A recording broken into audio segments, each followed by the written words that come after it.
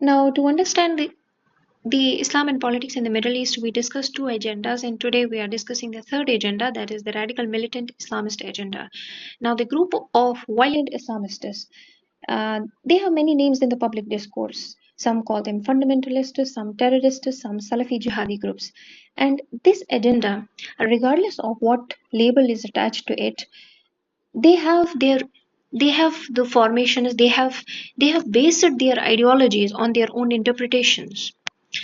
So for example, they have this interpretation of the concept that they are entitled to punish those who do not abide by the Islamist teachings, and they do that under the banner of jihad. Now, if it is a non-Muslim or if it is a Muslim who is not accepting their interpretation of Sharia, then he is equally at the against the as they would consider a non-Muslim. So this one is in now there are some of the radical or these Islamists that operate at global level, at a regional level, as well as on the local level. If you look at the global level, we have one of the biggest organization, that is the Al Qaeda.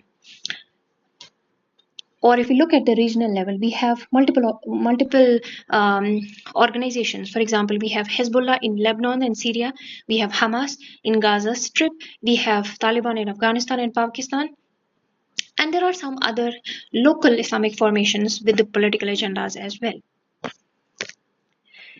But those who are working on the local scale, they do not extend their goals or operations beyond the state which they actually belong to. For example, Hamas and Hezbollah, they have been operating with the full support from Syria and Iran against Israel, but they never went beyond that. On the other hand, Al Qaeda, that's a universal agenda. So they probably consider them to be the vanguards of Ummah as a whole. So that's the reason that they flourish in the failed states whenever there is a power vacuum. For example, in case of the Afghanistan's descent into the civil war, which led to when there was the withdrawal of the Soviet troops, that was the best opportunity for the formation of the Al Qaeda in Afghanistan itself. And there was also another thing which happened later on in the Middle East, that was the de-radicalization. In fact, there was a domino effect of de-radicalization, like one after the another happened.